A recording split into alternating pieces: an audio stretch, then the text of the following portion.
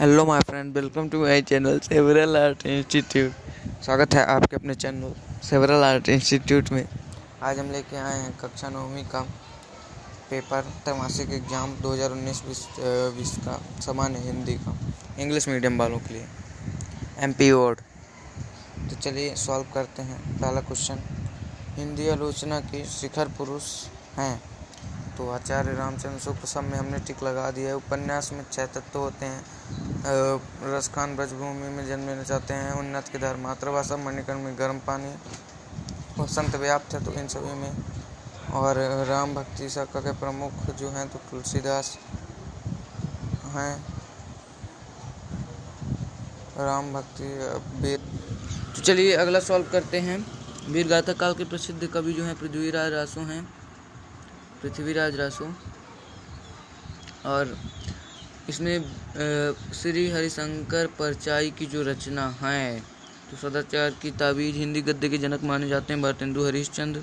सत्य सत्य में जो लगे हैं वही सही है। बस ये जो है आपका कालाक्षर मैथ बराबर, ये लोकोक्ति है। इसमें तो ये सही दिया हुआ है, सही इनके मास्टर करा रहे होंगे, लेकिन जो है तो ये लोकोक्ति है, इसलिए इसको हम गलत मानते हैं, गलत।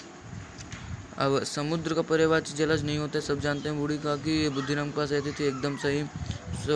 इसका गलत हो जाएगा। स्वार्थी नहीं होता है साधु का स्वभाव, ये एकदम सही हो जाएगा। राष्ट्र में मातृभाषा का प्रयोग किया जाता है।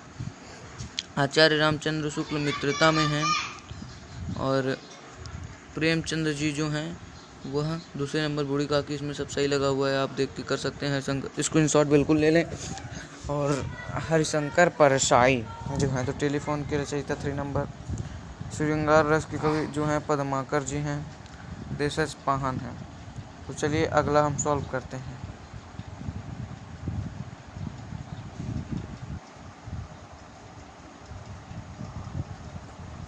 हाँ, तो चलिए सॉल्व करते हैं। निम्नलिखित प्रश्नों के उत्तर एक शब्द में देना है, यानी 1 वर्ड आंसर। तो वह प्रशासन प्रणाली जिसमें जनसाधारण का शासन होता है तो जनतंत्र कहलाती है। क्या कहलाती है? जनतंत्र या लोकतंत्र, लोकतंत्र या प्रजातंत्र, प्रजातंत्र,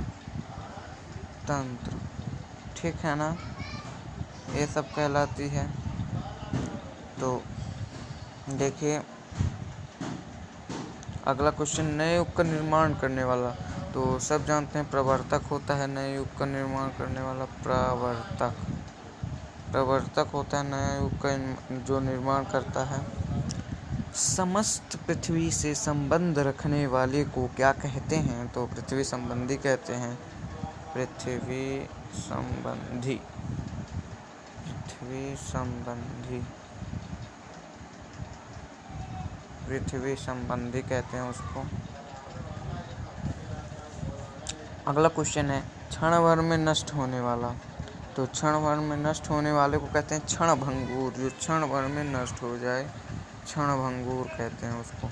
कभी कोई कहते हैं ना ये क्षण भंगुर है साला, तो वही है क्षण भंगुर, यानी क्षण भर में नष्ट होने वाला। अब अगले क्वेश्चन, अपनी इच्छा से दूसरों की सेवा करने वाला। तो परोपकारी ही होता है जो अपनी इच्छा से सबकी सेवा करता है।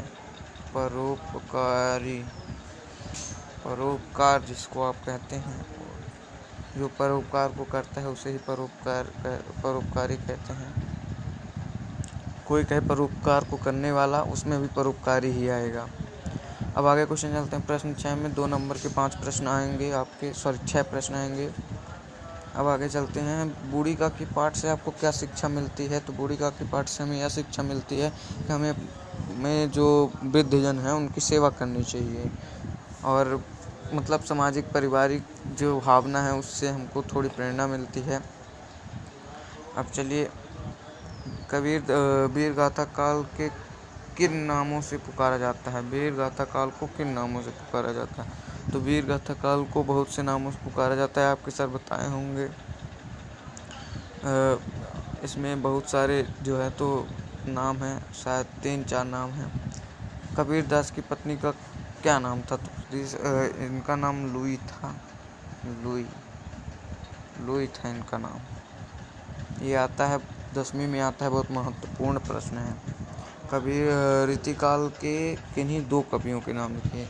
तो आप अगर हिंदी इतिहास पढ़े होंगे पीछे, बुक के पीछे हिंदी इतिहास और ग्रामर पढ़े होंगे तो आपसे बिल्कुल ये प्रश्न आसान है, बन जाएंगे। और मित्र का क्या कर्तव्य होता है, तो दूसरे पाठ में 4 लाइनों में आपको इसको उदाहरण हेतु बताना है। अथवा में है इक और इत प्रत्यय से 2 शब्द बनाना है, बहुत ही आसान है। इत और इक प्रत्यय से बन जाएगा। आपसे आगे चलते हैं। उम्मीद करता हूँ आपको वीडियो लाइक करनी एक को लगी होगी, आप इसको लाइक कर दें। चलिए अगला क्वेश्चन की ओर बढ़ते हैं। निम्नलिखित शब्दों के 2 पर्यायवाची लिखें।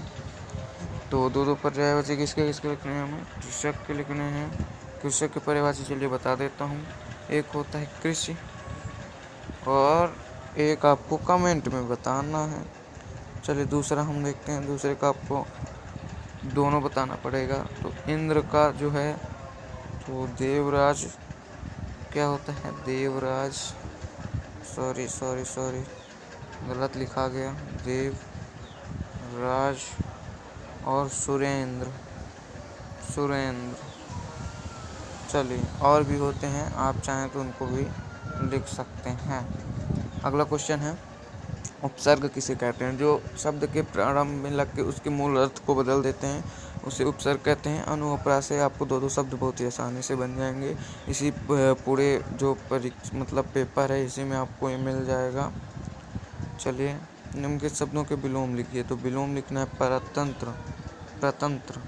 तो परतंत्र को स्वतंत्र, प्रकाश का उजाला, अपेक्षा का उपेक्षा, अनुराग का विराग।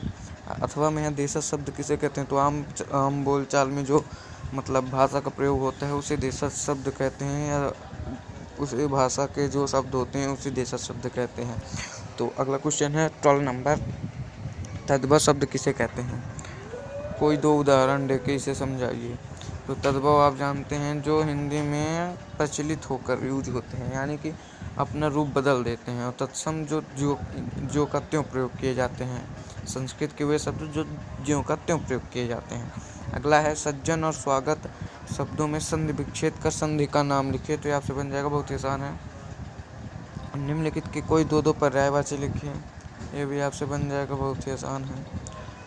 अब इसमें कुल्लू में मेला कहाँ लगता है ये आपको बताना है। कुल्लू में मेला कब लगता है ये बताना। तो दशहरे के अवसर पर, दशहरा ये आप जानते होंगे बहुत प्रसिद्ध मेला है कुल्लू का, दशहरे के अवसर पर लगता है। निम्नलिखित शब्दों के अनेकार्थी शब्द लिखिए। अनेकार्थी यहाँ